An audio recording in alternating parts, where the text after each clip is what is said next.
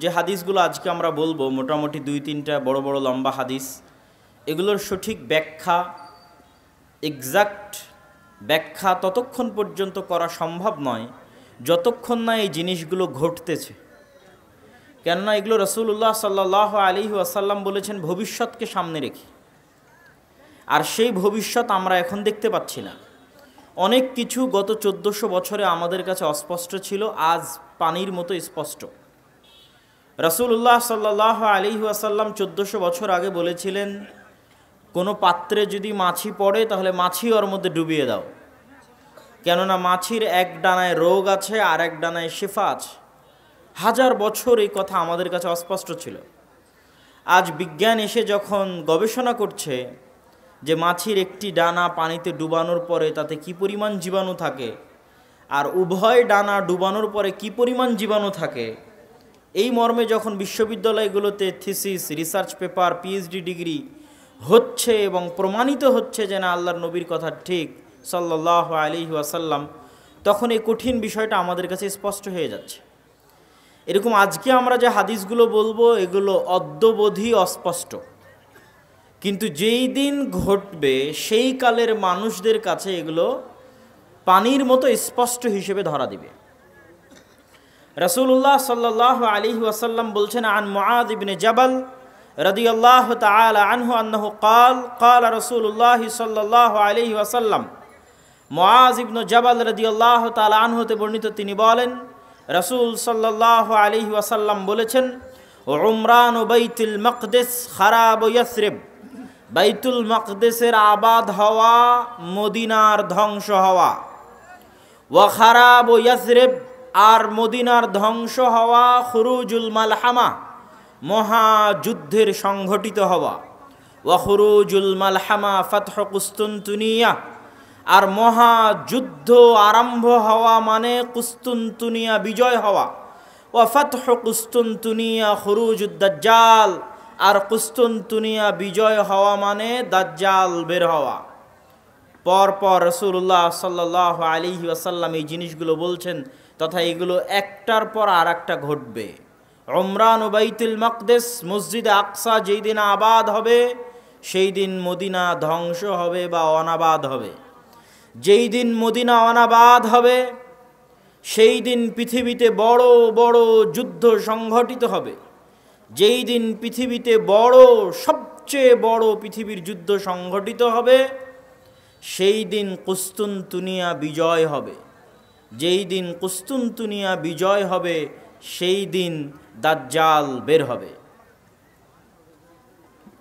তাহলে এই হাদিস কিয়ামতের পূর্ব মুহূর্তে সংঘটিত বিষয়, কিন্তু তার মধ্যে আমরা মসজিদে আকসা পাচ্ছি। আমাদের আলোচনার টপিক হচ্ছে মসজিদে আকসা বা মসজিদে আকসার আশেপাশের যে অঞ্চল, যে এরিয়া, সেখানে বৃহৎ থেকে বৃহৎ যুদ্ধ সংঘটিত হবে কিয়ামতের পূর্ব মুহূর্তে। আমি হাদিসগুলোর বিস্তারিত ব্যাখ্যা একদম শেষে করব, তার আগে আমরা আরও কয়েকটি হাদিস রাসূলুল্লাহ সাল্লাল্লাহু আলাইহি ওয়াসাল্লামের পক্ষ থেকে দেখি। রাসূল সাল্লাল্লাহু আলাইহি ওয়াসাল্লাম বলছেন,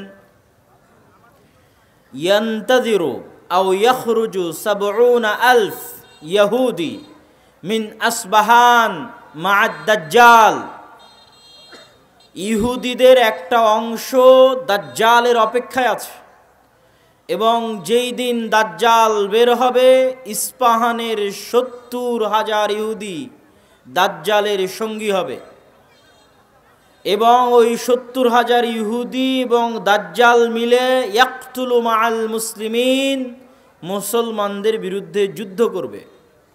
যুদ্ধ করতে করতে এমন পরিবেশ তৈরি হবে যে ইয়াখতাবিউল ইয়াহুদ ওয়ারা আশ-শাজারা আও তাহতাল হাজার, ইহুদি আশ্রয় নিবে গাছের আড়ালে, পাথরের আড়ালে, আর পাথর এবং গাছ বলে উঠবে ইয়া মুসলিম, পাথর এবং গাছ কথা বলে উঠবে, এই মুসলমান, এই যে এখানে লুকিয়ে আছে হত্যা করো। গাছ বলবে এই যে এখানে লুকিয়ে আছে হত্যা করো, পাথর বলবে এই যে এখানে লুকিয়ে আছে হত্যা করো। এবং এই হাদিসের সাথে আরও একটি হাদিস সম্পৃক্ত, যে রাসূলুল্লাহ সাল্লাল্লাহু আলাইহি ওয়াসাল্লাম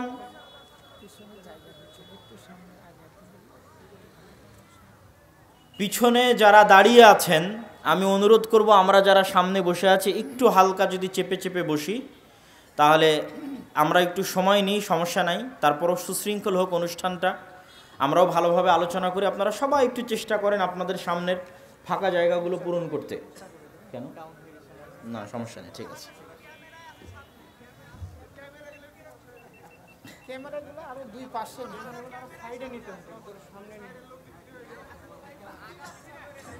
আমরা খুব গুরুত্বপূর্ণ আলোচনা শুনছিলাম।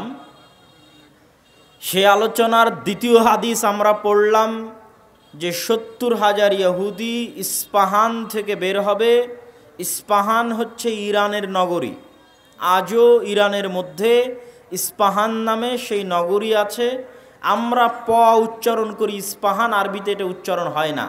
আরবিতে হয় আল আসবাহানি, বা উচ্চারণ হয় ইসবাহান বা আসবাহানি। সেখান থেকে 70,000 ইহুদি দাজ্জালের সঙ্গী হবে, সাথী হবে এবং মুসলমানদের বিরুদ্ধে যুদ্ধ করবে।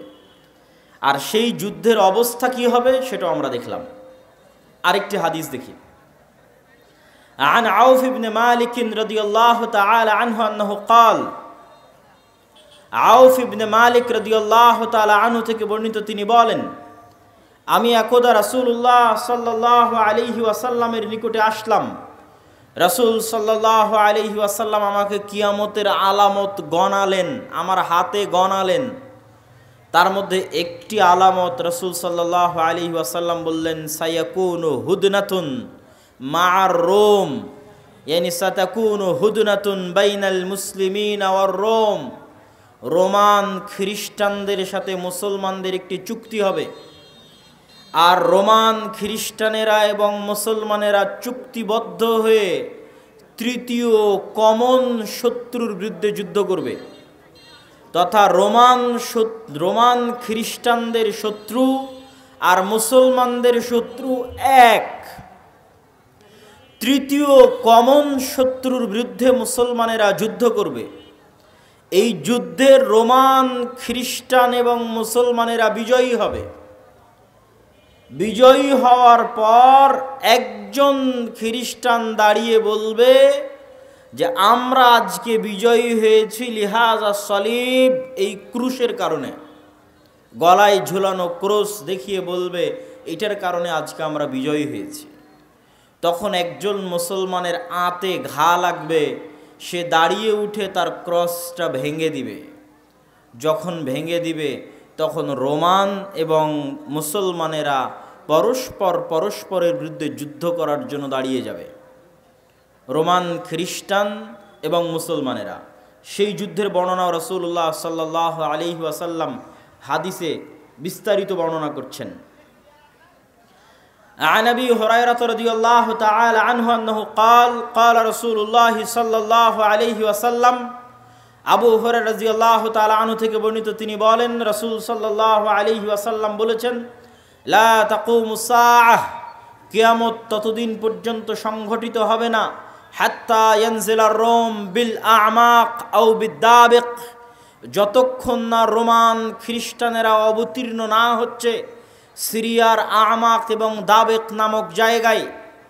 বর্তমান সিরিয়ার হালব নগরী থেকে অনতি দূরে তুরস্ক এবং সিরিয়ার সীমান্তবর্তী অঞ্চলে, বর্তমান তুরস্কের সীমানা এবং বর্তমান সিরিয়ার সীমানা, এই সীমান্তবর্তী অঞ্চলের জায়গার নাম হচ্ছে আমাক এবং দাবেক। এখনও ওই নামেই আছে। এই আমাক এবং দাবেক জায়গায় যতক্ষণ না রোমান খ্রিস্টানেরা অবতীর্ণ না হবে মুসলমানদের বিরুদ্ধে, ফায়াখরুজু ইলাইহিম জাইশুম মিনাল মাদিনাহ, আর তাদের বিরুদ্ধে যুদ্ধ করার জন্য মদিনা মুনাওয়ারা থেকে মুসলমানদের একটি সেনাবাহিনী রওনা হবে। রাসূলুল্লাহ সাল্লাল্লাহু আলাইহি ওয়াসাল্লাম বলছেন, মদিনা মুনাওয়ারা থেকে বের হওয়া সেই মুজাহিদ বাহিনী খেয়ার ও আহলিল আরজ, তৎকালীন বিশ্বের সর্বোত্তম, সবচেয়ে শ্রেষ্ঠ, সবচেয়ে দামি, সবচেয়ে আল্লাহওয়ালা পরহেজগার মানুষ হবে। মদিনা মুনাওয়ারা থেকে ওই দিন যারা বের হবে যুদ্ধের জন্য, সিরিয়ার মাটিতে যুদ্ধ করার জন্য, রাসূলুল্লাহ সাল্লাল্লাহু আলাইহি সাল্লাম বলছেন খিয়ারু আহলিল আরজ, তৎকালীন বিশ্বের সর্বশ্রেষ্ঠ আল্লাহওয়ালা পরহেজগার মানুষেরা সেই দিন মদিনা থেকে বের হবে, মদিনা মুনাওয়ারা থেকে বের হবে যুদ্ধের জন্য। যুদ্ধের কথা বর্ণনা করতে গিয়ে রাসূলুল্লাহ সাল্লাল্লাহু আলাইহি ওয়াসাল্লাম বলেন ফায়ুকাতিলুহুম ফায়ানহাজিমু সুলুসুন লা ইয়াতুবুল্লাহ তাওবাতাহুম আবাদা। ওই দিন মুসলমানেরা 3 ভাগে বিভক্ত হয়ে যাবে। এক ভাগ যুদ্ধের মাঠ ছেড়ে পালিয়ে যাবে, আল্লাহ কোনোদিন এদের তওবা কবুল করবেন না। একদল মুসলমান যুদ্ধের মাঠ ছেড়ে পালিয়ে যাবে, আল্লাহর নবী বলছেন সাল্লাল্লাহু আলাইহি ওয়াসাল্লাম লা ইয়াতুব, আল্লাহ কোনোদিন তাদের তওবা কবুল করবেন না, আবাদা, কোনোদিন আল্লাহ সুবহানাহু ওয়া তাআলা তাদের তওবা কবুল করবেন না। ওয়ায়ুকতালু সুলুসুহুম, 3 ভাগের 1 ভাগ ওই যুদ্ধে মারা যাবে। রাসূলুল্লাহ সাল্লাল্লাহু আলাইহি ওয়াসাল্লাম বলছেন আফজালুশ শুহাদা ইনদাল্লাহ, আল্লাহর নিকটে সর্বশ্রেষ্ঠ শহীদ বলে গণ্য হবে ওই যুদ্ধে যারা যুদ্ধ করে শাহাদত অর্জন করবে, শহীদ হয়ে যাবে 3 ভাগের 1 ভাগ মুসলমান, তারা আল্লাহর দরবারে সর্বশ্রেষ্ঠ শহীদ হিসেবে বিবেচিত হবে। রাসূলুল্লাহ সাল্লাল্লাহু আলাইহি ওয়াসাল্লাম বললেন ওয়াইফতাতিহুস সুলুস, আর 3 ভাগের 1 ভাগ বিজয় লাভ করবে রোমানদের উপরে, 3 ভাগের 1 ভাগ বিজয় লাভ করবে রোমানদের উপরে। লা ইফতানুনা আবাদান, এরা কোনো দিন আর কিয়ামত পর্যন্ত ফিতনায় পতিত হবে না, এবং এদের হাত দিয়ে ইফতাতিহুনা কুস্তুনতুনিয়া বিজয় হবে। কুস্তুনতুনিয়া কি? আগের হাদিসেও দেখেছেন আল্লাহর নবী বলেছে বাইতুল মাকদেসের আবাদ হওয়া, মদিনার ধ্বংস হওয়া, মদিনার ধ্বংস হওয়া, মহাযুদ্ধের শুরু হওয়া, কুস্তুনতুনিয়া বিজয় হওয়া, কুস্তুনতুনিয়া বিজয় হওয়া, দাজ্জালের বের হওয়া। কুস্তুনতুনিয়া হচ্ছে আজকের তুরস্কের ইস্তাম্বুল। আজকের তুরস্কের ইস্তাম্বুলকে আরবিতে বলা হয় কুস্তুনতুনিয়া, ইংরেজিতে বলা হয় কনস্টান্টিনিপল এবং বর্তমান নাম হচ্ছে ইস্তাম্বুল। তুরস্কের রাজধানী, যদিও আগে রাজধানী ছিল, এখন অফিসিয়াল রাজধানী নয়, অফিসিয়াল রাজধানী আঙ্কারা, কিন্তু তারপরও রাজধানীর মতো মান মর্যাদা যেই শহরের, সেটাই হচ্ছে ইস্তাম্বুল, কুস্তুনতুনিয়া, কনস্টান্টিনিপল। রাসূল সাল্লাল্লাহু আলাইহি ওয়াসাল্লাম বলছেন ফায়াফতাতিহুনা কুস্তুনতুনিয়া, ওই যে একদল বিজয়ী হবে রোমানদের উপর, তাদের হাতে আল্লাহ কুস্তুনতুনিয়া, কনস্টান্টিনিপল বিজয় দান করবেন। ফাবাইনামা হুম ইয়ানকাসিমুনাল গানাইম, যখন এই সমস্ত বিজয়ী মুজাহিদরা গনিমতের মাল বন্টন করবে এবং তাদের তরবারি ঝুলানো থাকবে গাছের সাথে, তখন একজন চিৎকার করে বলবে সাহা ফীহিমুশ শাইতান ইন্নাল মাসীহা ক্বাদ খালাফাকুম ফি আহলিকুম, মাসীহুদ দাজ্জাল বের হয়ে গেছে আর তোমাদের বাড়িতে বাড়িতে মাসীহুদ দাজ্জাল প্রবেশ করতেছে। এখন পর্যন্ত ইমাম মাহদি আসেননি, হয়তো এনাদের মধ্যেই ইমাম মাহদি থেকে থাকতে পারেন, তবে তিনি যে ইমাম মাহদি তা এখনও প্রকাশিত আকারে জনগণের সামনে স্পষ্ট হয়নি। হবে কখন? দাজ্জাল বের হওয়ার পরে এবং সালাতের, দামেস্কের মসজিদে সালাতের পরে, যেটার বর্ণনা রাসূল সাল্লাল্লাহু আলাইহি সাল্লাম দিচ্ছেন। ফায়াখরুজুন ওয়া যালিকা বাতিল, শয়তানের এই মিথ্যা কথা শুনে তারা তরবারি নিয়ে দৌড়ে এগিয়ে যাবে কোথায়? মাসীহুদ দাজ্জাল, তার বিরুদ্ধে যুদ্ধ করার জন্য। ফাইদা জাউ শাম, তারা আস্তে আস্তে দেমাস্কে চলে আসবে। দেমাস্কের মসজিদে তারা কাতারবদ্ধ হয়ে সালাতের জন্য দাঁড়াবে। ইদা উকিমাতিস সালাত, যখন সালাতের ইকামত দেওয়া হবে, ফায়ানজিলু ঈসা ইবনু মারিয়াম, তখন আসমান থেকে ঈসা ইবনু মারিয়াম অবতীর্ণ হবেন। ফাআম্মাহুম ফাইদা রাআহু আদুউল্লাহ যাবা কামা ইয়াযুবুল মিলহ ফিল মা, ঈসা ইবনু মারিয়াম অবতীর্ণ হবেন ওই মসজিদে, এবং তারপরে মুসলমানেরা দাজ্জালের বিরুদ্ধে যুদ্ধ করার জন্য রওনা দিবে।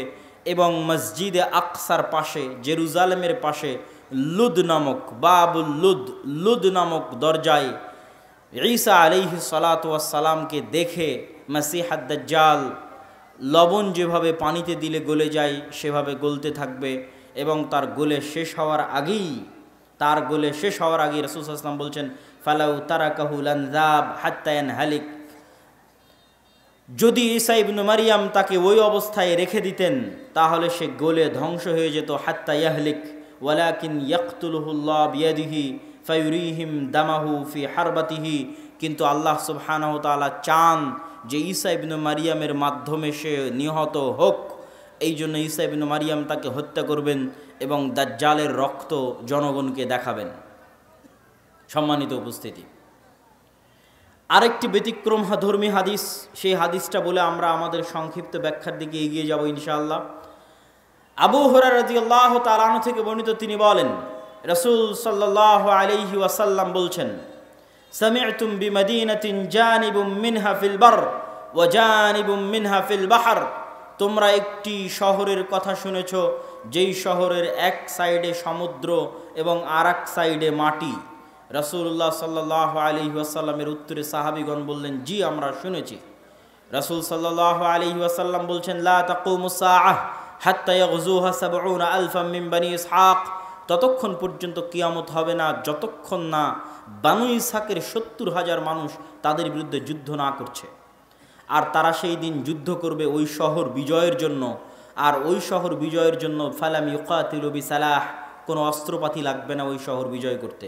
ওয়ালাম ইয়ারমু বিসাহমিন, কোনো তীর নিক্ষেপ করা লাগবে না ওই শহর বিজয় করতে। ক্বালু লা ইলাহা ইল্লাল্লাহু আল্লাহু আকবার, তারা শুধু আল্লাহু আকবার ধ্বনি দিবে, তাকবীর ধ্বনি দিবে। ফায়াসকুতু আহাদু জানিবাইহা, ওই শহরের একটি প্রাচীর ধসে পড়ে যাবে।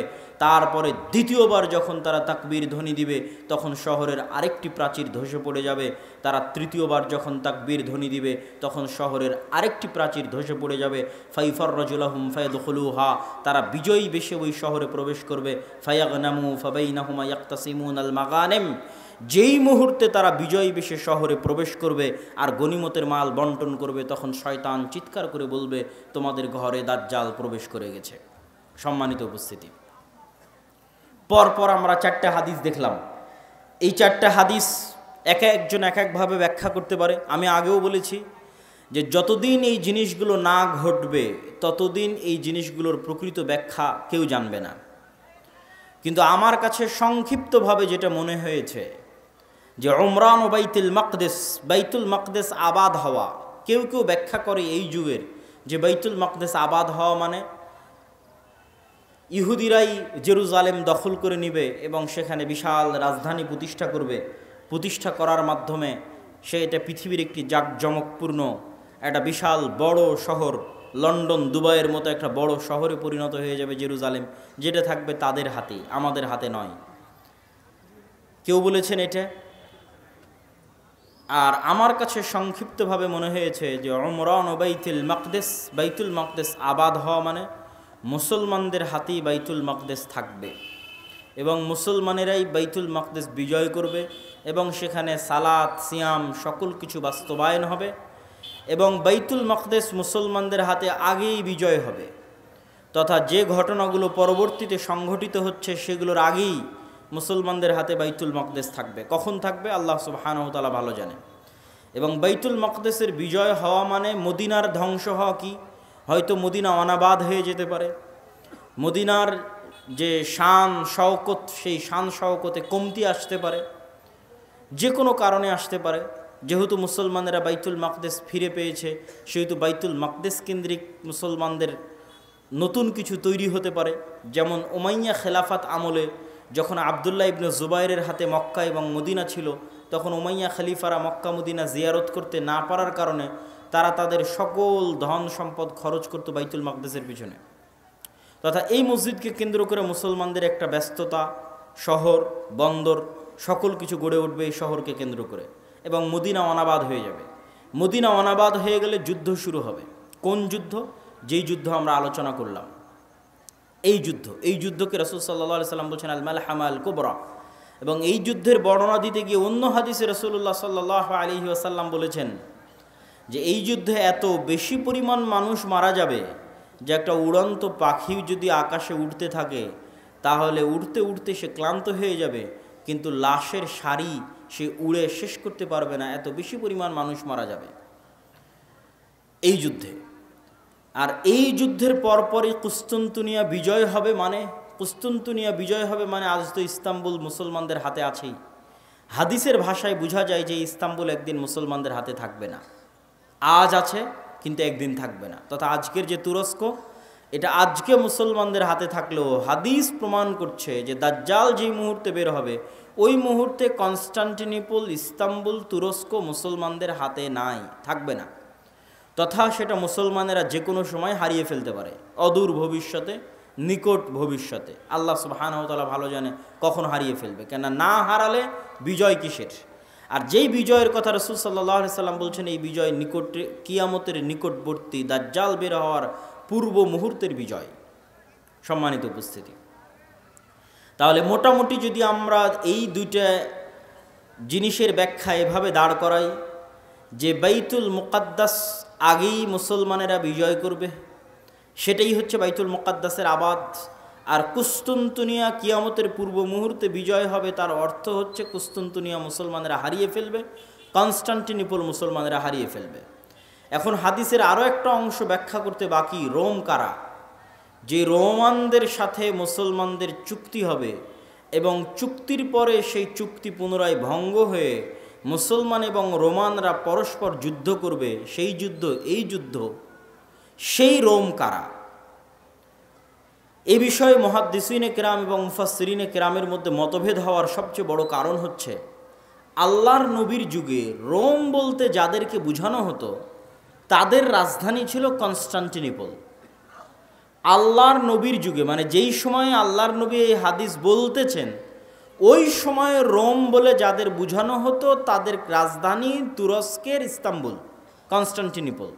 এবং মুসলমানেরা এটা কোনোদিনই বিজয় করতে পারেনি। মুসলমানেরা এটা বিজয় করেছে অনেক পরে, আজ থেকে 500 অথবা 600 বছর আগে। উসমানীয় খেলাফত আমলে মুসলমানেরা বিজয় করেছে, না উমাইয়া খেলাফত আমলে, না আব্বাসী খেলাফত আমলে কোনোদিন বিজয় হয়নি। ক্রুসেডের যুদ্ধ হয়েছে, তখনও মুসলমানরা ইস্তাম্বুল বিজয় করতে পারেনি। মঙ্গোলীয়রা মুসলমানদের বাগদাদে হত্যা করেছে, তখন মুসলমানরা ইস্তাম্বুল বিজয় করতে পারেনি। তারও পরে মুসলমানরা ইস্তাম্বুল বিজয় করেছে 1400 খ্রিস্টাব্দের দিকে, মুহাম্মদ আল ফাতেহ। তো এই জন্য রাসূল সাল্লাল্লাহু আলাইহি ওয়াসাল্লাম যখন রোম শব্দ বলতেছেন হাদিসে মদিনায়, তখন রোম মানে বর্তমান তুরস্কের কনস্টান্টিনোপল, ইস্তাম্বুল। আর তৎকালীন এই রোমে যারা বসবাস করত তারা হচ্ছে অর্থোডক্স খ্রিস্টান। আর আজকে ইতালির যারা রোম, ইতালির রাজধানী রোম, ইউরোপের যারা খ্রিস্টান, আমেরিকার যারা খ্রিস্টান, তারা হচ্ছে ক্যাথলিক খ্রিস্টান। এবং তাদের মধ্যে বিশ্বাসগত এবং আকীদাগত পার্থক্য আছে অনেক বিষয়ে, পদ এবং পদবীগত পার্থক্য আছে, কৃষ্টি কালচার, সামাজিক আচার ব্যবহারগত পার্থক্য আছে। তাহলে রোম বলতে আমরা যদি তৎকালীন রোম ধরি, তথা অর্থোডক্স খ্রিস্টানদের হাতে যখন কনস্টান্টিনোপল ছিল, সেই অর্থোডক্স খ্রিস্টানেরা এখন বসবাস করে রাশিয়ায়। রাশিয়া এবং ইউক্রেনের যুদ্ধের অন্যতম একটা কারণ হচ্ছে ইউক্রেনে ইউরোপিয়ান এবং আমেরিকানেরা ক্যাথলিক খ্রিস্টানের চর্চা বাড়াচ্ছিল, যেটা রাশিয়া কখনোই চায় না যে তার আশেপাশের কোনো দেশে ক্যাথলিক খ্রিস্টানের চর্চা বাড়ুক, কেননা তারা মানে অর্থোডক্স খ্রিস্টান। এবং আমার এর উপর বিস্তারিত ভিডিও আছে ইতিসাম টিভিতে, রাশিয়া এবং ইউক্রেনের উপর, যেখানে এই পয়েন্টে আরও বিস্তারিত ইন ডিটেইলস আলোচনা করা আছে। তাহলে আল্লাহর নবীর যুগের রোম যদি ধর্মীয় দৃষ্টিকোণ থেকে তাদের পরিচয় দেখি, যে আল্লাহর নবী যেই সময়ে হাদিস বলছেন ওই সময়ে রোম বলতে কাদের বোঝা হতো, তাহলে কনস্টান্টিনোপলে যে অর্থোডক্স খ্রিস্টানেরা ছিল তাদেরকে বোঝানো হতো। তারা আজ কোথায় আছে? তারা আজ রাশিয়াতে আছে। এবং রাশিয়া যে যুদ্ধগুলো লড়ে, সেই যুদ্ধগুলোর পিছনে অনেক ধর্মীয় কারণ আছে, যেটাও আমি আমার ওই ভিডিওতে স্পষ্ট আকারে, ডকুমেন্টারি আকারে দেখিয়েছি, যে এই যুদ্ধগুলো শুধু বাহ্যিক কোনো কারণে লড়াই করা হয় না, বরং ধর্মীয় কারণে লড়াই করা হয়। যেমন আজকে ইসরায়েল এবং ফিলিস্তিনের যুদ্ধে ইসরায়েল যে যুদ্ধ করতেছে, এটা শুধু বাহ্যিক কোনো কারণ নয়, বরং এর পিছনে ধর্মীয় কারণ আছে, সেটাও বলবো বক্তব্যের শেষের দিকে ইনশাআল্লাহ। আর যদি বলি যে না, তারা নয়, তাহলে ইতালির রাজধানী যে রোম, ইতালির রাজধানী রোম মানে আজকের ইউরোপ, আজকের আমেরিকা, যারা আমাদের বিরুদ্ধে ক্রুসেডের যুদ্ধ করার জন্য এসেছিল কয়েক শতাব্দী আগে, বাইতুল মুকাদ্দাস খ্রিস্টানেরা দখল করেছিল, সুলতান সালাহুদ্দিন আইয়ুবী বিজয় করেছিলেন, সেই ক্রুসেডাররা তাদের সাথে মুসলমানদের চুক্তি হবে, তৃতীয় কোনো পক্ষের বিরুদ্ধে মুসলমানেরা তাদেরকে সাথে করে নিয়ে যুদ্ধ করবে, সেই যুদ্ধে রোমানরা আর মুসলমানেরা বিজয়ী হবে। তারপরে রোমানদের একজন বলবে এই ক্রুশের কারণে বিজয়ী হয়েছিলাম, এক মুসলমান উঠে ভেঙে দিবে, তখন আবার তারা পরস্পর মুখোমুখি দাঁড়িয়ে যাবে। আর এই যুদ্ধ হচ্ছে মালহামা, যেটা সিরিয়াতে হবে। আজকের যে ফিলিস্তিন, আজকের যে ইসরায়েল, এগুলোও সিরিয়া, আজকের যে জর্ডান, এগুলোও সিরিয়া। সেই যুদ্ধ হবে সিরিয়াতে। আর ওই যুদ্ধে মুসলমানদের হেডকোয়ার্টার হবে গোতা নামক জায়গায়, যে গোতা নামক জায়গাটি হচ্ছে সিরিয়ার রাজধানী দামেস্ক থেকে অনতি দূরে। আর সেই যুদ্ধে রোমানদের হেডকোয়ার্টার হবে আমাক এবং দাবেক নামক জায়গায়, যা বর্তমান সিরিয়া এবং তুরস্কের সীমান্তবর্তী অঞ্চলে এখনও সেই নামে সেই জায়গা পরিচিত এবং জানা যায়। সম্মানিত উপস্থিতি, আজকে দাজ্জালের যে লম্বা হাদিস আছে, সেই লম্বা হাদিস থেকেও দুই একটা পয়েন্ট বলে এই মাটি, এই অঞ্চলের গুরুত্ব বুঝানোর আজকের এই পর্বের আলোচনার আমরা শেষের দিকে চলে যাব ইনশাআল্লাহ। দাজ্জালের হাদিস আপনারা সকলেই জানেন, কিন্তু সেই হাদিসে যে জায়গাগুলোর কথা দাজ্জাল বলেছে আমরা সেটাই একটু সংক্ষিপ্তভাবে তুলে ধরব। আপনারা তামিম আদ-দারি রাদিয়াল্লাহু তাআলা আনহুর বিখ্যাত হাদিস, যদি শ্রদ্ধেয় শায়েখ আব্দুর রাজ্জাক বিন ইউসুফ তার বক্তব্য শুনে থাকেন তাহলে শুনতে আরও মজা লাগবে, কিন্তু আমি শুধু ব্যাখ্যা করব এগুলোর কথা বলে ওই জায়গাগুলো কি এবং কোথায়। তো তামিম আদ-দারি রাদিয়াল্লাহু তাআলা আনহু তারা নৌকা নিয়ে সফরে বের হয়েছিলেন, 1 মাস সমুদ্রের মধ্যে ঘুরপাক খেতে থেকেছেন। ঘুরপাক খেতে খেতে যখন একটা দ্বীপে গিয়ে ঠেকেছেন, সেই দ্বীপে তাদের সাথে দাজ্জালের সাক্ষাৎ হয়েছে। দাজ্জালের সাক্ষাৎ হওয়ার আগেও একটা বড় অদ্ভুত জন্তু সেখানে দায়িত্ব পালন করছিল। সেই অদ্ভুত জন্তু নিজেকে পরিচয় দিয়েছে যে আমি হচ্ছি গোয়েন্দা, আনাল জাসসাসা। তারপরে সেই অদ্ভুত জন্তু তাদেরকে বলেছে তোমরা যার কাছে এসেছো তিনি এই দিকে আছে, এগিয়ে যাও। সেখান থেকে এবার আমি আপনাদেরকে এখান থেকে পড়ে শোনাচ্ছি যে ওখানে দাজ্জাল কি বলছে এবং সেই জায়গাগুলো কোথায়।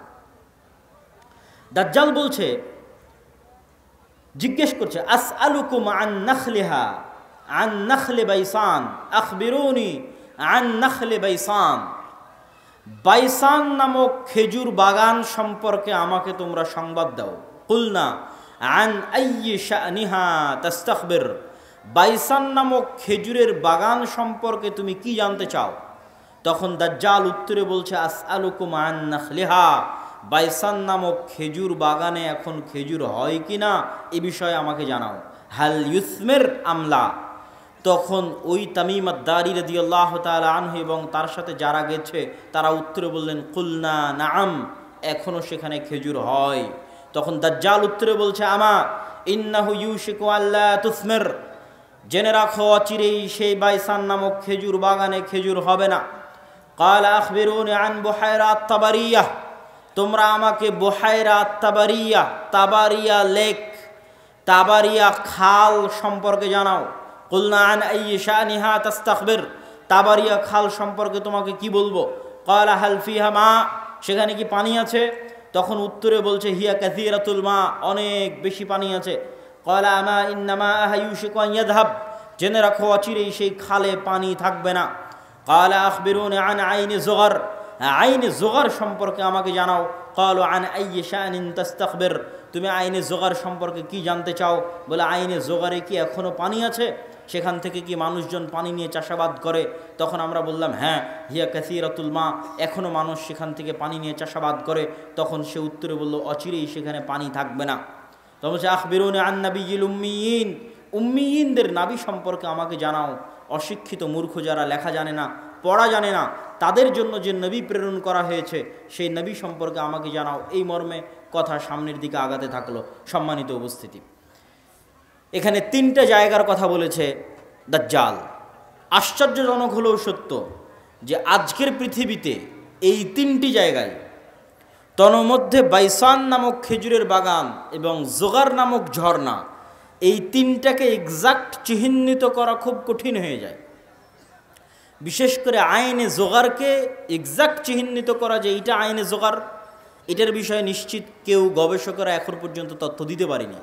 কিন্তু বাইসান খেজুরের বাগান সম্পর্কে মোটামুটি ধারণা পাওয়া যায় যে এই খেজুরের বাগান হচ্ছে বাইসান খেজুরের বাগান। আর বুহায়রা আত-তাবারিয়াহ এটা এত প্রসিদ্ধ, এত ব্যাপক, এত পরিচিত যে সবাই জানে। এমনকি ইসরায়েলে সারা পৃথিবী থেকে শত শত খ্রিস্টান এই বুহায়রা তাবারিয়া দেখার জন্য যায়। এই জন্য দেখার জন্য যায়, তারা মনে করে তাদের তাওরাত, তাদের বাইবেলে ঈসা আলাইহিস সালাতু ওয়াস সালামের যত মোজেজার কথা বলা আছে, সকল মোজেজা তিনি দেখিয়েছিলেন বুহায়রা তাবারিয়ার ওপরে অথবা বুহায়রা তাবারিয়ার পাশে। সেই মোজেজা যদি হয় অন্ধ ব্যক্তিকে চক্ষুস্মান করে দেওয়া, সেই মোজেজা যদি হয় টাকওয়ালা ব্যক্তির মাথায় চুল গজিয়ে দেওয়া, সেই মোজেজা যদি হয় মৃত ব্যক্তিকে জীবিত করা, এগুলোর অধিকাংশ মোজেজা তাদের বিশ্বাস অনুযায়ী ঈসা আলাইহিস সালাতু ওয়াস সালাম এই লেক, এই খালের পাশে অথবা তার উপরে তিনি করে দেখিয়েছিলেন, এই জন্য তারা দেখতে আসে। এবং এইটা চলমান বর্তমান ইসরায়েলের সীমানার অন্তর্ভুক্ত। এবং আনুমানিক গবেষণা অনুযায়ী বাইসানের খেজুরের বাগান এবং জোগারের ঝর্ণা এবং তাবারিয়ার লেক তিনটাই বর্তমান ইসরায়েলের সীমানার অন্তর্ভুক্ত, যেই জায়গাগুলোর কথা এই হাদিসে দাজ্জাল তামিম আদ-দারি রাদিয়াল্লাহু তাআলা আনহুকে জিজ্ঞেস করতেছে। তাহলে একদম যদি আমরা সামারি এবং সারমর্ম করি, তাহলে কিয়ামতের পূর্ব মুহূর্তে যা যা সংঘটিত হবে সব বড় বড় ঘটনা এই মাটিতে, এই জমিনে সংঘটিত হবে, শামের মাটিতে সংঘটিত হবে। আল মসজিদ আল আকসা, বাইতুল মুকাদ্দাস কেন্দ্রিক যে এরিয়া, যে জগৎ, যে দেশ, সেখানে সংঘটিত হবে। এবং আমি আমার অতীতের বক্তব্যগুলোতে বলেছি যে বাইতুল মুকাদ্দাসই একমাত্র কারণ পৃথিবীর, যেই কারণে পৃথিবীর 90% মানুষ যুদ্ধে জড়িয়ে যেতে পারে। যেই কারণে পৃথিবীর 90% মানুষ যুদ্ধে জড়িয়ে যেতে পারে তার অন্যতম একটি কারণ হচ্ছে মসজিদ আকসা। কেননা পৃথিবীর তিনটা ধর্মের মানুষ এই মসজিদের দাবিদার। ইহুদিরা দাবিদার, খ্রিস্টানেরা দাবিদার, আমরা মুসলমানেরা দাবিদার। যেহেতু তিনটা ধর্মই আসমানি দিন, আসমান থেকে এসেছে, তিনটা ধর্মের গ্রন্থই আসমানি গ্রন্থ, ওই দুইটা গ্রন্থে বিকৃতি এসেছে, ওই দুইটা ধর্মে বিকৃতি এসেছে। ইসলামে বিকৃতি আসেনি, কোরআনে বিকৃতি আসেনি। কিন্তু যেহেতু একই জায়গা থেকে আগত, এই জন্য ঘটনা, আকিদা, বিশ্বাস, কাহিনী অনেক কিছুই সেম এবং কমন।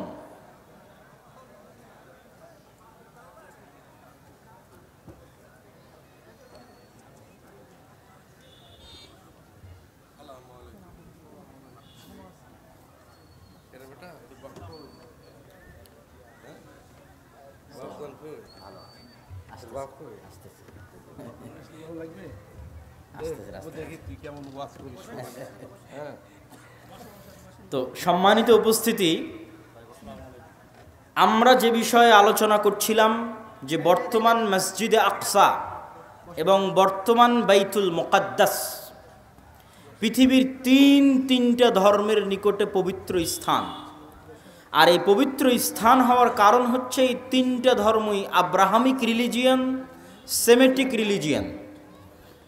এই তিনটা ধর্মই মিল্লাতে ইব্রাহিমের দাবিদার, তথা ইব্রাহিম আলাইহিস সালাতু ওয়াস সালামের হিস্ট্রি, ইতিহাসের সাথে কানেক্টেড।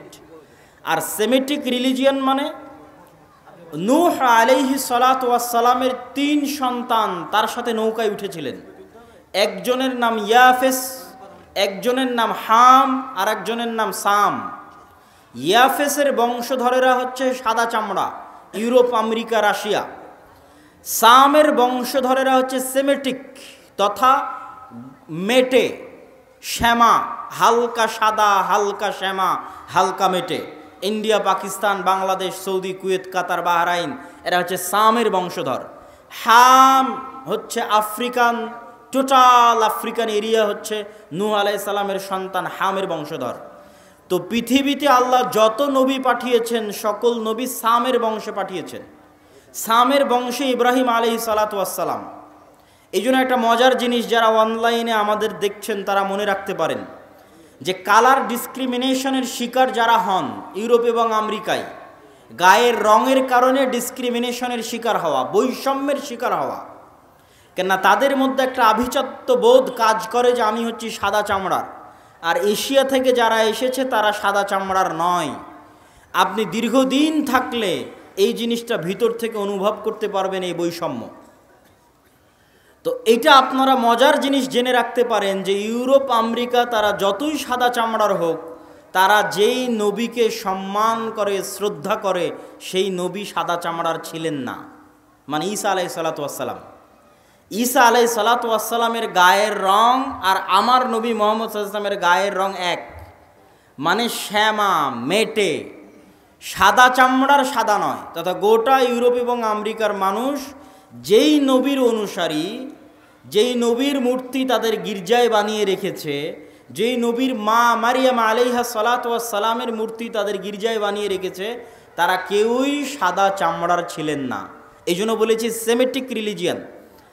তথা আল্লাহ সুবহানাহু তাআলা সামের বংশে সকল নবী দিয়েছে, ইব্রাহিমের বংশে পরবর্তী সকল নবী পাঠিয়েছে। পৃথিবীর তিনটে ধর্ম ইব্রাহিম আলাইহিস সালাতু ওয়াস সালামের মিল্লাতের দাবিদার। এর কিছু কমন উদাহরণ আপনাকে দিই। ইব্রাহিম আলাইহিস সালাতু ওয়াস সালামকে আমরা বলি ইব্রাহিম, তারা বলে আব্রাহাম। ইব্রাহিম আলাইহিস সালাতু ওয়াস সালামের ছেলে ইসহাককে আমরা বলি ইসহাক, তারা বলে আইজ্যাক, আইজ্যাক নিউটন। যিনি আইজ্যাক তিনি ইসহাক। ইসহাক আলাইহিস সালাতু ওয়াস সালামের ছেলেকে আমরা বলি ইয়াকুব আলাইহিস সালাতু ওয়াস সালাম, তারা বলে জ্যাকব। যিনি জ্যাকব তিনি ইয়াকুব। ইয়াকুব আলাইহিস সালাতু ওয়াস সালামের ছেলে ইউসুফ আলাইহিস সালাতু ওয়াস সালামকে আমরা বলি ইউসুফ, তারা বলে জোসেফ। সেন্ট জোসেফ স্কুল মানে হজরত Yusuf school. There is no difference, কোনো পার্থক্য নাই। যদি আপনি বলেন সেন্ট জোসেফ স্কুল, তাহলে ওরা আপনি যে ইউসুফকে জানেন তাকে উদ্দেশ্য করছে, যে হজরত ইউসুফ আলাইহিস সালাতু ওয়াস সালাম স্কুল। এভাবে আমরা যাকে বলছি দাউদ আলাইহিস সালাতু ওয়াস সালাম, তারা তাকে বলছে ডেভিড। জাস্ট নামের উচ্চারণের পার্থক্য, কিন্তু ঘটনার মধ্যে মিল আছে। আমরা বলছি নূহ, তারা বলছে নোয়াহ। ঘটনার বর্ণনা ধারা বিবরণীতে কিছুটা পার্থক্য আছে, কিন্তু মূল ঘটনাগুলো একই। তথা আদম এবং হাওয়ার যে ঘটনা কোরআনে বর্ণনা করা আছে, কাছাকাছি ঘটনা।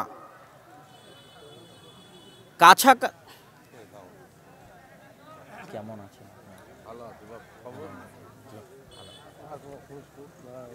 অনেকদিন দেখা সাক্ষাৎ, বাইরে গেছিলাম তো ইংল্যান্ডে, ওখান থেকে মাস্টার্স করে আসলাম। 1 বছরে একটা মাস্টার্স করে আসলাম ইংল্যান্ড থেকে। জি, ইসলামিক ব্যাংকের উপর, ইসলামিক ব্যাংকিং সিস্টেম। এই তানজিল ভাই, আব্বুকে ডেকে নিয়ে আসেন। নিয়ে আসতেছেন? হ্যাঁ, আমি বলতেছি, বক্তব্য শেষের দিকে চলে যাচ্ছে, দেখেন।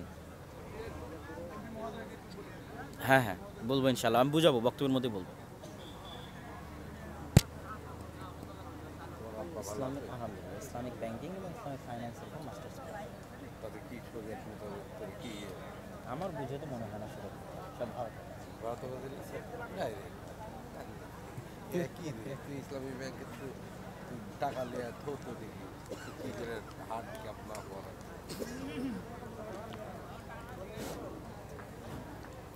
সম্মানিত উপস্থিতি, তো আমরা আলোচনা করছিলাম ইহুদি, খ্রিস্টান এবং ইসলাম, এই তিনটা ধর্ম আব্রাহামিক রিলিজিয়ান। এই জন্য ঘটনার ধারা বিবরণীতে পার্থক্য হলেও মূল ঘটনা একই। তথা তাওরাত এবং ইঞ্জিলে আজও লেখা আছে যে মানুষ বানর থেকে তৈরি হয়নি, মানুষ আদম আলাইহিস সালাম থেকে তৈরি হয়েছে। আমরা বলছি আদম, তারা ওভাবেই বলতেছে। আমরা বলছি হাওয়া, তারা বলছে ইভ। হাওয়া আলাইহিস সালাতু ওয়াস সালামের নামটা চেঞ্জ হয়ে গেছে, ঘটনা একই। আমরা যেমন আমাদের কোরআনে মহাপ্লাবনের ঘটনা আছে নূহ আলাইহিস সালাতু ওয়াস সালামের, কাছাকাছি ওই রকমই মহাপ্লাবনের ঘটনা আজও তাওরাত এবং ইঞ্জিলে আছে। ঘটনার ধারা বিবরণীতে পার্থক্য হতে পারে, কেন ওগুলো বিকৃত হয়ে গেছে। ঠিক তেমনি কুরবানির কথা, ইব্রাহিম আলাইহিস সালাম তার সন্তানকে কুরবানি করছেন, এই কথা তাওরাত জাবুর ইঞ্জিলেও আছে। কিন্তু তারা পরিবর্তন করে দিয়েছে যে ইব্রাহিম আলাইহিস সালাম ইসহাক আলাইহিস সালাতু ওয়াস সালামকে কুরবানি করছেন, আর কোরআন বলছে ইব্রাহিম আলাইহিস সালাতু ওয়াস সালাম ইসমাইলকে কুরবানি করছেন। তো যাক, আমরা সরাসরি বাইতুল মুকাদ্দাসের দিকে চলে আসি এবং আমার বক্তব্যের শেষের দিকে এগিয়ে যাওয়ার চেষ্টা করব। তো ইব্রাহিম আলাইহিস সালাতু ওয়াস সালামের 2 সন্তান ইসহাক এবং ইসমাইল। আজকের পুরো পৃথিবীর ইসরায়েল কেন্দ্রিক যে পলিটিক্স, ফিলিস্তিন কেন্দ্রিক যে পলিটিক্স, এটা যদি বুঝতে চান তাহলে আপনাকে এই জিনিসটা ক্লিয়ার কনসেপ্ট রাখতেই হবে যে আসলে কেন এই জিনিসগুলো ঘটতেছে। তো ইব্রাহিম আলাইহিস সালাতু ওয়াস সালামের 2 সন্তান ইসহাক এবং ইসমাইল। ইসহাক আলাইহিস সালাতু ওয়াস সালাম হচ্ছেন সারা আলাইহিস সালাতু ওয়াস সালামের সন্তান, আর ইসমাইল হচ্ছে হাজেরা আলাইহিস সালাতু ওয়াস সালামের সন্তান। ইব্রাহিম আলাইহিস সালাতু ওয়াস সালাম সারার সন্তান ইসহাককে নিয়ে থাকতেন জেরুজালেমে। ইব্রাহিম আলাইহিস সালাতু ওয়াস সালাম থাকতেন কোথায়? জেরুজালেমে। আল্লাহ কোরআনে বলছেন, নাজ্জাইনাহু ওয়া লূতান ইলাল আরদিল্লাতী বারাকনা ফিহা লিল আলামিন। আমি ইব্রাহিমকে আশ্রয় দিয়েছি এই মাটিতে, লূতকে আশ্রয় দিয়েছি এই মাটিতে, যেই মাটিতে আমি বরকত রেখেছি সারা পৃথিবীর মানুষের জন্য, ওই মাটি জেরুজালেমের মাটি। লূত আলাইহিস সালাতু ওয়াস সালামের শহর উল্টিয়ে দেওয়ার পরে আল্লাহ তাকে আশ্রয় দিয়েছেন জেরুজালেমে। আর ইব্রাহিম আলাইহিস সালাতু ওয়াস সালাম তিনি যখন ইরাক থেকে হিজরত করে এসেছেন, তখন আল্লাহ সুবহানাহু ওয়া তাআলা তাকে আশ্রয় দিয়েছেন জেরুজালেমে। তার বাপ আজর তাকে ইরাকের ব্যাবিলন নগরী থেকে তাড়িয়ে দিয়েছিলেন। তাহলে ইব্রাহিম আসলেন জেরুজালেমে, লূত আসলেন জেরুজালেমে। ইব্রাহিমের সন্তান ইসহাক ছিল জেরুজালেমে, ইসহাকের সন্তান ইয়াকুবও ছিল জেরুজালেমে। আর ইব্রাহিম আলাইহিস সালাতু ওয়াস সালাম আরেক সন্তান ইসমাইলকে রেখে আসলেন 1500 কিলোমিটার দূরে মক্কায় কাবা ঘরের পাশে। তাহলে একই সাথে একই সময়ে আল্লাহ ইব্রাহিম আলাইহিস সালামের দুই সন্তানকে দিয়ে পৃথিবীর দুইটা মসজিদ আবাদ করাচ্ছেন। আল্লাহর নবী এবং পবিত্র কোরআন বলছে, ইন্না আউওয়ালা বাইতিন উযিআ লিন-নাস বিবাক্কা, পৃথিবীর বুকে প্রথম মসজিদ তৈরি হয়েছে মক্কায় আল্লাহর ইবাদতের জন্য। আর আল্লাহর নবী বলছেন মক্কার 40 বছর পর, কাবার 40 বছর পর মসজিদ তৈরি হয়েছে আল মসজিদ আল আকসা, বাইতুল মুকাদ্দাস। তাহলে ইব্রাহিম আলাইহিস সালাতু ওয়াস সালামের এক সন্তান ইসহাক এবং তার বংশধরেরা আবাদ করছে মসজিদ আকসা, আর ইব্রাহিম আলাইহিস সালাতু ওয়াস সালামের আরেক সন্তান ইসমাইল এবং তার বংশধরেরা আবাদ করছে কাবা, একই সময়ে একই সাথে। আর ইব্রাহিম আলাইহিস সালাতু ওয়াস সালাম নিজে জেরুজালেম থেকে মক্কায় যাতায়াত করেছে 4 থেকে 5 বার। একবার হাজেরা আলাইহিস সালাতু ওয়াস সালাম এবং ইসমাইলকে রাখতে গেছেন, একবার জবাই করতে গেছেন, একবার কাবা ঘর তৈরি করতে গেছেন, একবার ছেলেকে এমনি দেখতে গেছেন, পাননি, স্ত্রীকে তালাক দিয়ে আসতে বলেছেন। লম্বা ঘটনা সহিহ বুখারীতে পাবেন। তাহলে ইব্রাহিম আলাইহিস সালাতু ওয়াস সালাম পৃথিবীর একমাত্র নবী যিনি একই সাথে এই দুইটা পবিত্র মসজিদের সাথে কানেক্টেড, একই সাথে। হুয়া ইব্রাহিম আলাইহিস সালাতু ওয়াস সালাম, তিনি ইব্রাহিম আলাইহিস সালাতু ওয়াস সালাম 5 বার মক্কা থেকে ফিলিস্তিন জেরুজালেম যাতায়াত করেছেন। এবার আসেন হিস্ট্রি সামনের দিকে আগাতে থাকলো। ইউসুফ আলাইহিস সালাম কুয়ায় পড়ে মিশরের বাজারে বিক্রি হয়ে গেলেন। আজকে যেমন ফিলিস্তিন আর মিশর পাশাপাশি, গাজায় আপনি ত্রাণ পাঠাতে পারবেন না মিশর ছাড়া, ওই কালেও একই অবস্থা ছিল, ফিলিস্তিন মিশর পাশাপাশি। ফিলিস্তিনের কুয়াতে পড়ে বিক্রি হলেন মিশরে অর্থমন্ত্রী হলেন, বাপ ভাই দাদা সবকে ডেকে পাঠালেন। 70 জনের পরিবারের বিশাল বহর নিয়ে ইয়াকুব আলাইহিস সালাম গেলেন মিশরে। এই প্রথম ইসহাকের বংশধরেরা ফিলিস্তিন ছেড়ে মিশর চলে গেল। মিশরে ইউসুফ আলাইহিস সালামের রাজত্ব এবং তার পরবর্তীদের রাজত্ব 1-150 বছর থাকলো। তারপরে যখন বিরোধী পার্টি ক্ষমতায় চলে আসলো, তথা ফেরাউন কিবতীরা যখন ক্ষমতা দখল করে নিল, তো আগের ক্ষমতায় যারা সবচেয়ে বড় জোট ছিল ওদেরকে হত্যা করতে লাগলো। আগের ক্ষমতায় যে বাদশাহ ছিল মিশরের, তার সবচেয়ে বড় জোট ছিল বানু ইসরাইল, ইউসুফ আলাইহিস সালাতু ওয়াস সালাম, তো এদেরকে হত্যা করো। আর ফেরাউন জানতো যে আমি ক্ষমতা হারালে এদের কাছে ক্ষমতা হারাবো, অতএব এদের শিশুদের হত্যা করো, যেন আমার ক্ষমতা দখল করার মতো কেউ না আসে। ওয়াইজ নাজ্জাইনাকুম মিন আলি ফিরআউনা ইয়াসুমুনাকুম সুআল আযাব ইউযাববিহুনা আবনাকুম ওয়া ইস্তাহিয়ুনা নিসাআকুম, আমি তোমাদেরকে ফেরাউনের কবল থেকে বাঁচিয়েছি, যে ফেরাউন তোমাদের ছেলে সন্তানদের জবাই করত। আল্লাহ পবিত্র কোরআনে বলছেন ছেলে সন্তানদের জবাই করত। আজকের ফেরাউন বানু ইসমাইলের ছেলে সন্তানদেরকে গাজায় হত্যা করতেছে। দিন পরিবর্তন হয়েছে, টার্গেট একই। কেননা তারা জানে যে এই ফিলিস্তিন থেকে এমন সন্তান বের হবে যাদের হাতে তাদের পতন অনিবার্য, পতন অবশ্যম্ভাবী। এই জন্য বেরিয়ে যেন হতে না পারে, এই জন্য আগে শিশুই হত্যা করে দাও, যেমন ফেরাউন হত্যা করত। সম্মানিত উপস্থিতি, তারপরে ফেরাউনের অত্যাচারে থেকে বানু ইসরাইলকে বাঁচানোর জন্য আল্লাহ মুসা আলাইহিস সালামকে পাঠালেন। মুসা আলাইহিস সালাতু ওয়াস সালামের লম্বা ঘটনা, তিনি বানু ইসরাইলকে সাথে করে নিয়ে পালিয়ে যাচ্ছেন। ফেরাউনকে আল্লাহ লোহিত সাগরে ডুবিয়ে হত্যা করলেন। হত্যা করার পর মুসা আলাইহিস সালাম ফেরত মিশরে যাননি কেন? এই জন্য মিশরে ফেরত যাননি যে মুসা আলাইহিস সালাম পালিয়ে যাচ্ছিলেন না, মুসা আলাইহিস সালাম ইজ রিটার্নিং ব্যাক, ফেরত যাচ্ছিলেন। কোথায় ফেরত যাচ্ছিলেন? 400 বছর আগে ওনার বাপদাদা ইয়াকুব এবং ইয়াকুবের সন্তান 70 জন এবং ইউসুফ ওই যে জেরুজালেম ছেড়ে মিশরে আসছে, ওই জেরুজালেম বাপদাদার আদিভিটা, সেখানে ফিরে যাচ্ছিলেন। ইতিহাসের সত্য মিথ্যা জানা যায় না, কিন্তু ইতিহাসে লেখা আছে যে ইউসুফ আলাইহিস সালাম মিশরে মারা গেলেও তাকে তিনি ওসিয়ত করে গেছিলেন কবর দেওয়ার জন্য জেরুজালেমে।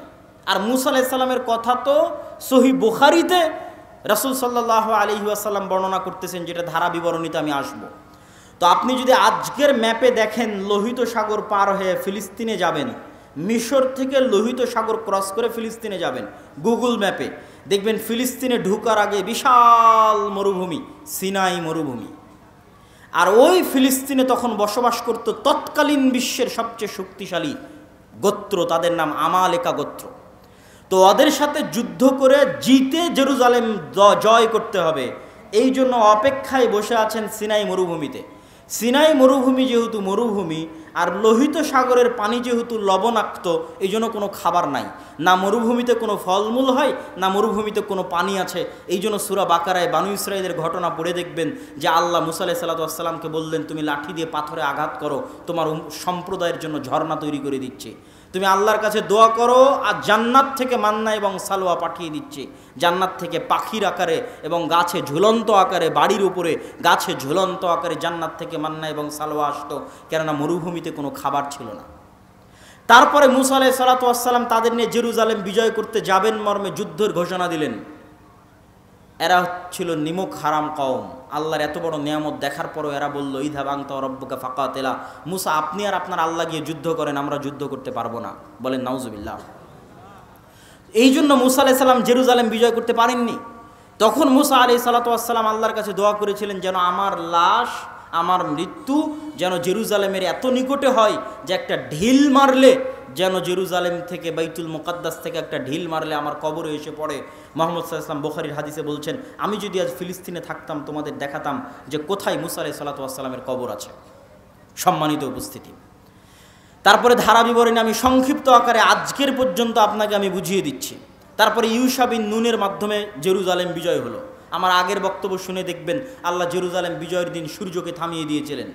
সূর্যকে থামিয়ে দিয়ে ইউশা বিন নুন জেরুজালেম বিজয় করেছিলেন। তারপরে আস্তে আস্তে আস্তে আস্তে দাউদ এবং সুলাইমান আলাইহিস সালাতু ওয়াসসালাম আসলেন। দাউদ এবং সুলাইমান আলাইহিস সালাতু ওয়াসসালাম পৃথিবীর সবচেয়ে বড় রাজত্ব জেরুজালেমে কায়েম করলেন। সুলাইমান আলাইহিস সালাম দ্বিতীয়বার মসজিদ আকসা নির্মাণ করালেন জিনদেরকে দিয়ে। আর পৃথিবীর অত শক্তিশালী, অত বড় রাজত্ব পৃথিবীতে আগে আর কোনোদিন হয়নি, পরেও কোনোদিন হবে না, সেটা কায়েম হলো জেরুজালেমে। তারপরে দাউদ এবং সুলাইমানের পরে আস্তে আস্তে চলে আসলেন ঈসা আলাইহিস সালাতু ওয়াসসালাম। ঈসা আলাইহিস সালাতু ওয়াসসালামের মা মারিয়াম কোন মসজিদের খাদেম ছিলেন?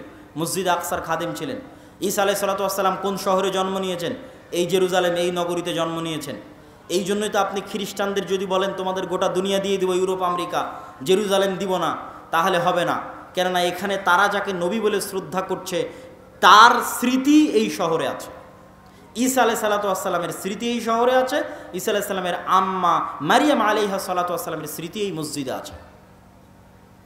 আর ইহুদিদের স্মৃতি আছে এই যে মুসা, দাউদ, সুলাইমান, তাদের লম্বা স্মৃতি বললাম।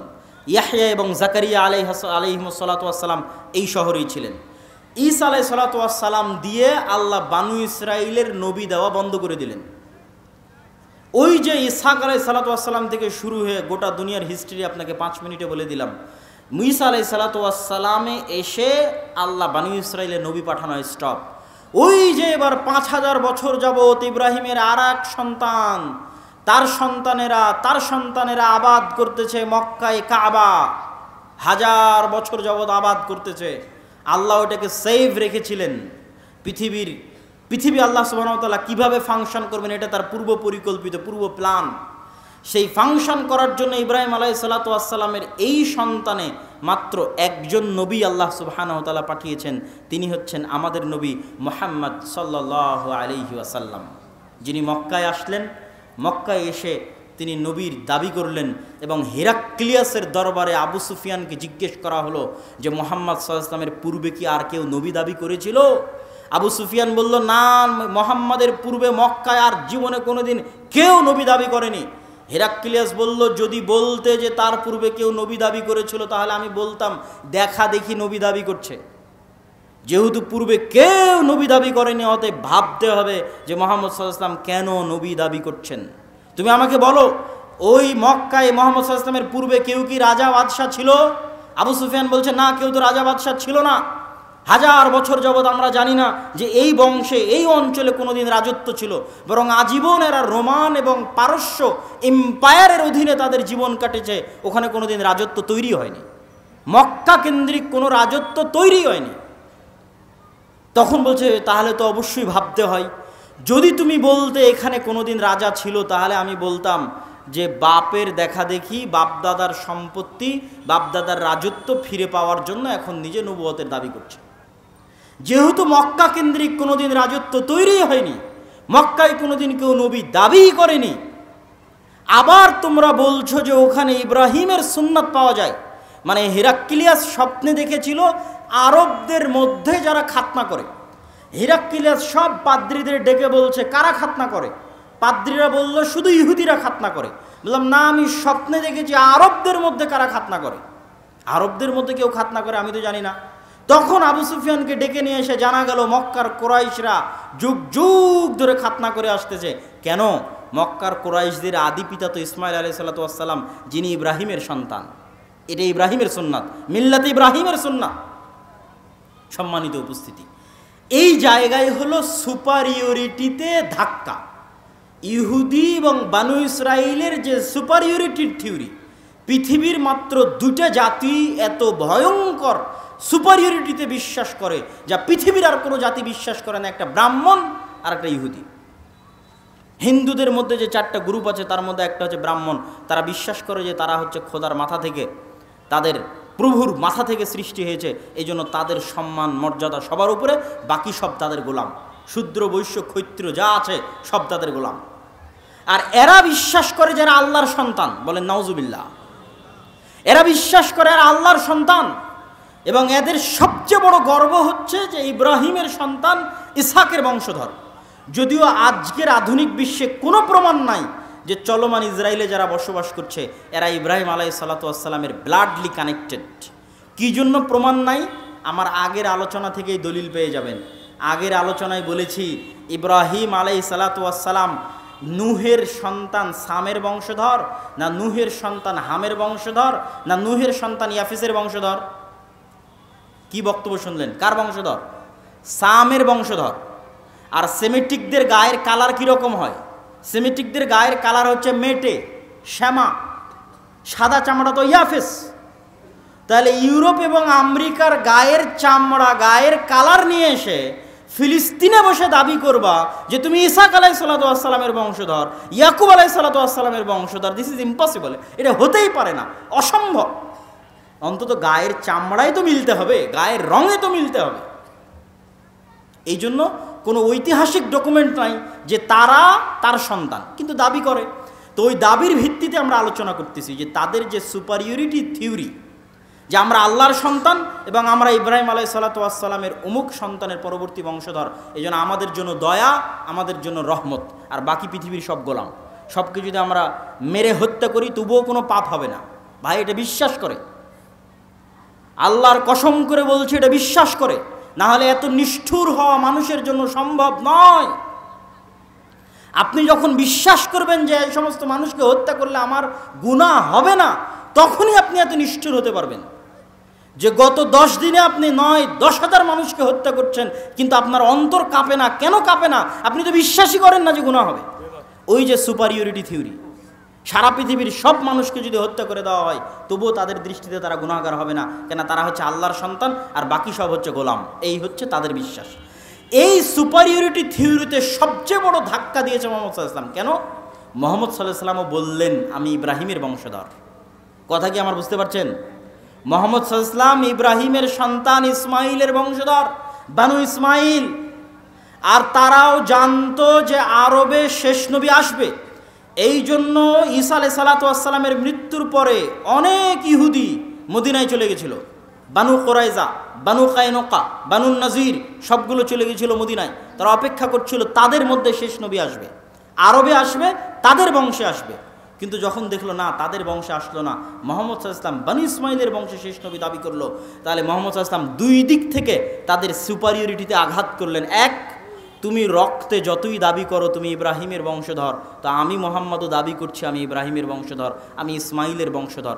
অতএব রক্তে আমার উপর তোমার কোনো প্রাধান্য আর থাকলো না, শেষ। আমার উপর তোমার প্রাধান্য রক্তে থাকলো না, এই জিনিসটা তারা বুঝে গেল। এবং তারা এটাও বুঝে গেল যে মুহাম্মদ সাল্লাল্লাহু আলাইহি ওয়াসাল্লামের কওমের জন্য আল্লাহর পক্ষ থেকে তাদের কিতাবে বর্ণিত যত ওয়াদা, যত রহমত, যত বরকত, সব রহমত, সব বরকত এবার মুহাম্মদ সাল্লাল্লাহু আলাইহি ওয়াসাল্লাম এবং তার উম্মতের জন্য আসবে। এই জন্য তাদের পৃথিবীতে সবচেয়ে বড় শত্রু হচ্ছে ইসলাম এবং মুসলমানেরা, দুইটা কারণে। অন্যদেরকে তো ওরা বিশ্বাসই করে না যারা ইব্রাহিমের বংশধর, অন্তত তাদের কিতাবে তো ইব্রাহিমের আর এক সন্তান ইসমাইলের নাম লেখা আছে, যে ইব্রাহিমের আর এক সন্তান ইসমাইল, এবং তারা এটা বিশ্বাস করে যে আরবরা হচ্ছে ইসমাইলের বংশধর। এই জন্য এটা হলো তাদের সবচেয়ে বড় ভয়ের কারণ, যে তাদের সুপারিয়রিটি থিওরিতে আঘাত করেছে ইসলাম এবং মুসলমানেরা। সম্মানিত উপস্থিতি, আজকের এই জেরুজালেমে যে ভয়াবহ অবস্থা তৈরি হয়েছে, এই ভয়াবহ অবস্থার পিছনে কারণ কি? আগের যুগের অনেক ইতিহাস আমি অন্য বক্তব্যে আলোচনা করেছি। আজকের এই ভয়াবহ অবস্থা তৈরি হওয়ার পিছনে কারণ আমার ছোট্ট গবেষণায় ঔপনিবেশিক শাসনামল, কলোনিয়াল সিস্টেম, আরবিতে বলে ইস্তেমার। আমরা যারা আজকে এই দেশে বসবাস করছি, যারা আপনারা সামনে বসে আছেন, 1935-1937 সালের আগে আপনাদের বাপদাদারা জমির মালিকই ছিল না। আপনি আজকে যে জমির দলিল নিয়ে দাবি করছেন এই জমি আমার, এই দাবি 35-37-এর আগে এই অঞ্চলের মানুষ করতে পারত না। কেননা আমাদের বাপদাদারা 190 বছর ছিল ব্রিটিশদের গোলাম, তথা আমরা ছিলাম কলোনি, ব্রিটিশের কলোনি। এই জন্য 190 এবং 200 বছর গোলামি করতে করতে আমাদের রক্তের মধ্যে গোলামি ঢুকে গেছে। আর এই দেশ ছেড়ে যখন ব্রিটিশরা গেছে, 3টে দেশে ভাগ করে গেছে, ভারত, বাংলাদেশ, পাকিস্তান। ঠিক সারা পৃথিবীর প্রায় মুসলিম দেশই কোনো না কোনো ইউরোপিয়ান কান্ট্রির কলোনি। তারপরে হচ্ছে এই ছোট্ট ভাঙতে ভাঙতে ওর মধ্যে থেকে ইসরায়েল বের করে দিয়েছে। তথা ইসরায়েল হচ্ছে ঔপনিবেশিকের ফল, ঔপনিবেশিক শাসন আমলের সন্তান। যে কলোনিয়াল সিস্টেম সারা পৃথিবীতে মুসলমানেরা ভোগ করেছে, তার ফল, তার রেজাল্ট। আর ওই যে গোলামি করতে করতে রক্তে গোলামি ঢুকে গেছে মুসলমানদের জন্য, মুসলমানদের মধ্যে, এই জন্য তারা ওই গোলামি থেকে এখনো বের হতে পারতেছে না। গোলামি থেকে বের হতে হলে আরও সময় লাগবে, স্বাধীন চেতা মনোভাব লাগবে, আল্লাহর ইবাদত এবং দ্বীনের অনুসরণ করা লাগবে। দ্বীনের অনুসরণ, আপনি বলতেছেন আপনি মসজিদ আকসা বিজয় করবেন, বাইতুল মুকাদ্দাস বিজয় করবেন, আপনি যে দেখেন তো একটা ইহুদি পরিবারের ছেলে মেয়ে কী করে, আর আজকে যারা এখানে বসে আছে এরা কী করে? আজকে যারা যে সমস্ত এখানে যুবক বসে আছে, এদের মধ্যে কয়জন মদখোর, জুয়াখোর, ফ্রি ফায়ার, পাবজি নিয়ে ব্যস্ত? আর ইহুদির কয়টা সন্তান ফ্রি ফায়ার, পাবজি আর মদ আর জুয়া নিয়ে ব্যস্ত? আমার চ্যালেঞ্জ থাকলো আপনি যান, খুঁজেন। তাদের দোষ দিয়ে লাভ নাই। আল্লাহ সুবহানাহু ওয়া তাআলা আমাদেরকে আযাব হিসেবে, শাস্তি হিসেবে মসজিদ আকসায় যেতে দেয় না। এই কষ্ট আমার এবং আপনার অন্তরে থাকতে হবে।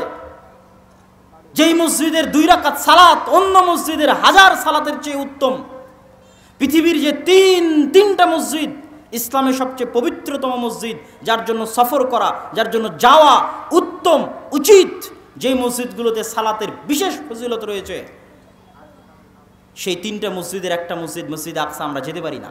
এটা আল্লাহ আমাদেরকে বঞ্চিত করে রেখেছে আমাদের কর্মফলের কারণে, আমাদের আমলের কারণে। সম্মানিত উপস্থিতি, আপনি ইহুদি পল্লীতে যান, ইহুদি পল্লীতে গিয়ে দেখেন তারা কিভাবে চলে, কিভাবে চলাফেরা করে, দেখে আসেন। তারা পৃথিবীর মানুষকে বলবে তোমরা সুদ নিয়ে ব্যস্ত থাকো, ওরা নিজেরা পরস্পরে সুদ খাবে না।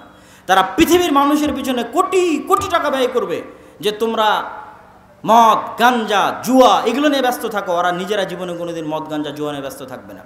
টাকার বিষয়ে সবচেয়ে কৃপণ, টাকা কেমনে জমা করতে হয়, অনর্থক অপচয় খরচ না করে টাকা কেমনে জমা করতে হয়, পৃথিবীর সবচেয়ে বড় বড় মাল্টি বিলিয়নার হচ্ছে তারা।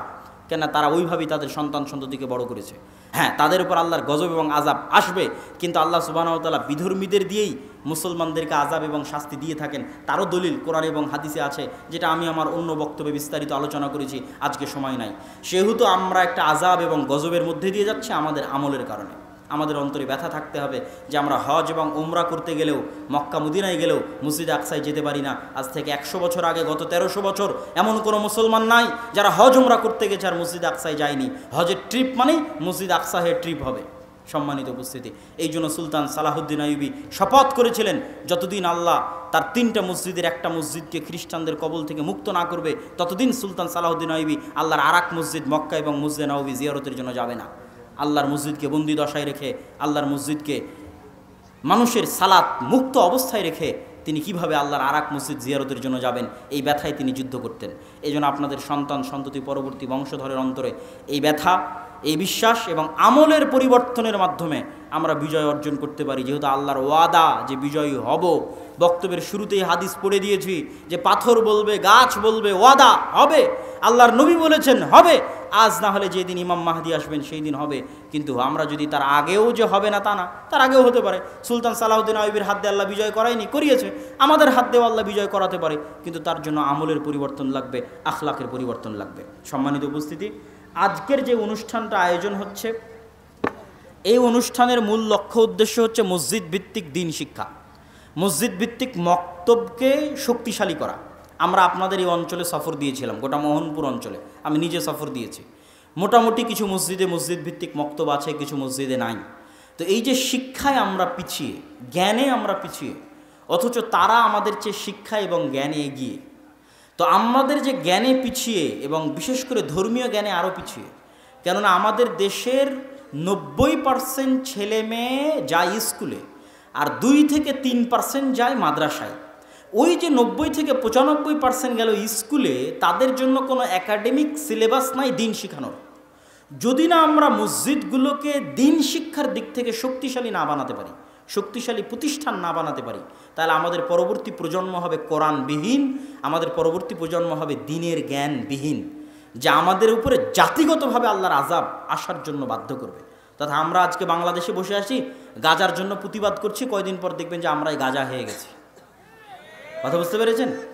যদি আমরা আমাদের আমল এবং আখলাকে পরিবর্তন না আনি, কেননা গাজা হওয়ার মতো সকল ক্রাইটেরিয়া এই দেশে মজুদ আছে। কি এই দেশে মজুদ আছে? এটা পৃথিবীর একমাত্র মুসলিম দেশ যার পাশে কোনো মুসলিম দেশ নাই।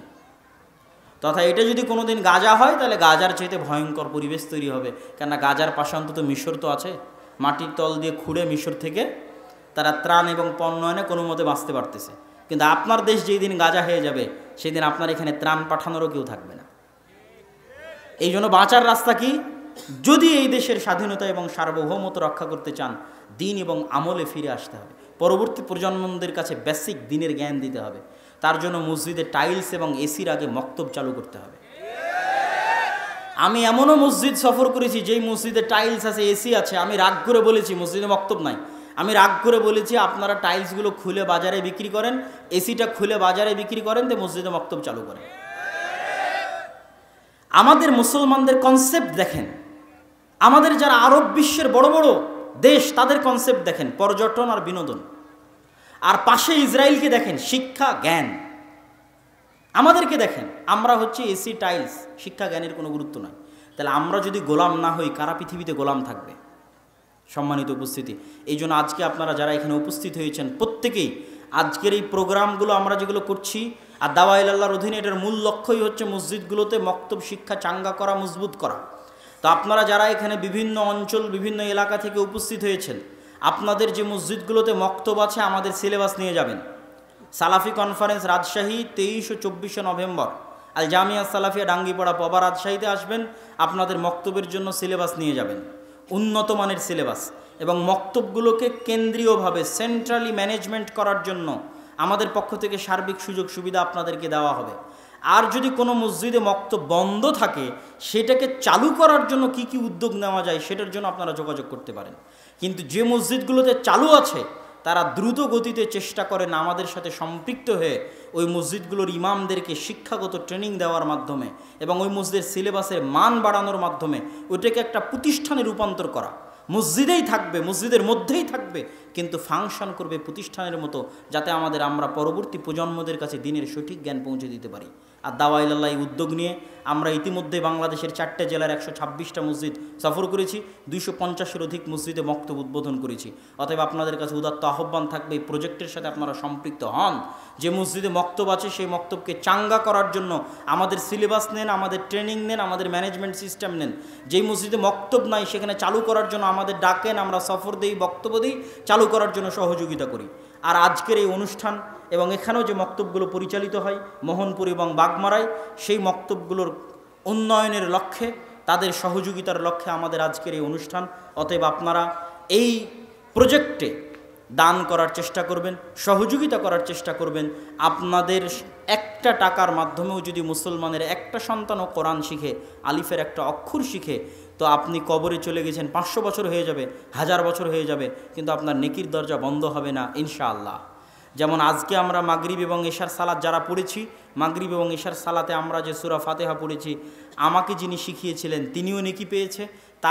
তার আগে আল্লাহর নবী পর্যন্ত যতজন আমার কাছে এই সূরা ফাতিহা পৌঁছানোর জন্য কাজ করেছে, সবাই আমার এই সূরা ফাতিহা পড়ার নেকি পেয়েছে। বলেন আল্লাহু আকবার। অতএব এই নেকি থেকে বঞ্চিত হবেন না। আমি দায়িত্বশীল এবং স্বেচ্ছাসেবক ভাই যারা আছে তাদেরকে বলবো, আপনারা ভিতরে প্রবেশ করেন। আর আমার বক্তব্যের পরে সম্মানিত এমপি মহোদয়, যিনি আজকের আমাদের প্রধান অতিথি, তিনি আপনাদের সামনে আলোচনা করবেন। তারপরে আমাদের শ্রদ্ধেয় ওস্তাদ শেখ আব্দুর রাজ্জাক বিন ইউসুফ হাফিজাউল্লাহ, তিনিও আপনাদের সামনে আলোচনা পেশ করবেন ইনশাআল্লাহ। কই স্বেচ্ছাসেবক ভাইয়েরা? তানজিল ভাই, স্বেচ্ছাসেবকরা নাই? জি, স্বেচ্ছাসেবক ভাইয়েরা আপনারা ভিতরে যান। আপনারা কেউই না, এখনই করুক। আপনারা কেউই এই দান থেকে মুক্ত থাকবেন না, দান থেকে বিরত থাকবেন না। এমনকি যারা আমরা স্টেজে আছি তারাও চেষ্টা করব সংক্ষিপ্ত হলেও আমরা যেন এটাতে অংশগ্রহণ করতে পারি, অল্প হলেও যেন আল্লাহ সুবহানাহু ওয়া তাআলা কই নয়, তোমরা স্টেজে যারা তাদের কাছে নাও, আপনি দরকার হয় অন্যের কাছ থেকে ধার করে হলেও এই প্রজেক্টে অংশগ্রহণ করুন। 5 টাকা 10 টাকা অতি আল্লাহ সুবহানাহু ওয়া তাআলা বরকত দিবে।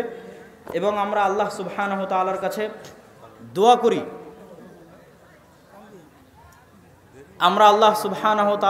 দোয়া করি, যে আল্লাহ সুবহানাহু ওয়া তাআলা, হে আল্লাহ, আপনি আজকে যারা আমাদের অত্র প্রোগ্রামে উপস্থিত হয়ে এই প্রজেক্টে তাদের স্বতঃস্ফূর্ত অংশগ্রহণের জন্য সহযোগিতার হাত বাড়িয়ে দিচ্ছে, আপনি তাদের দানকে কবুল করুন, আল্লাহুম্মা আমিন। এবং আমাদের ফিলিস্তিনের, হ্যাঁ দিব, আচ্ছা, আমাদের ওকে শেষ করে দিচ্ছি। আমাদের ফিলিস্তিনের, ইনশাআল্লাহ, হে আল্লাহ সুবহানাহু ওয়া তাআলা, আমাদের ফিলিস্তিনের যে সমস্ত ভাই এবং বোনেরা নিহত হচ্ছে, এখন পর্যন্ত 9000 মারা গেছে, হে আল্লাহ, আপনি তাদেরকে শহীদ হিসেবে কবুল করুন, আল্লাহুম্মা আমিন। হে আল্লাহ, গাজার মুসলমানদের উপর পৃথিবীর স্মরণকালের ভয়াবহ যে অত্যাচার, যে জুলুম চলতেছে, আপনি তাদের উপর থেকে সেই জুলুম, সেই অত্যাচার উঠিয়ে নিন, আল্লাহুম্মা আমিন। হে আল্লাহ, ইন্নাকা আলা কুল্লি শাইইন কাদির, আপনি আপনার শক্তি, আপনি আপনার ক্ষমতা, আপনি আপনার সাহায্য সহযোগিতা মুসলমানদের জন্য পাঠিয়ে দিন, আল্লাহুম্মা আমিন। হে আল্লাহ, আপনি আমাদের জন্য সুলতানান নাসিরা, এমন একজন শাসক পাঠান যেই শাসকের হাত দিয়ে আমরা পুনরায় মসজিদে আকসা, বাইতুল মুকাদ্দাস বিজয় করতে পারবো, আল্লাহুম্মা আমিন। হে আল্লাহ, আজকে যারা এই দানে অংশগ্রহণ করছে, আপনি তাদের এই দানকে কবুল করুন, আল্লাহুম্মা আমিন। আমাদের যারা পূর্বে মারা গেছে তাদের কবরকে প্রশস্ত করে দিন, আল্লাহুম্মা আমিন। আপনারা কেউই এই দান থেকে বিরত থাকবেন না। স্টেজে যারা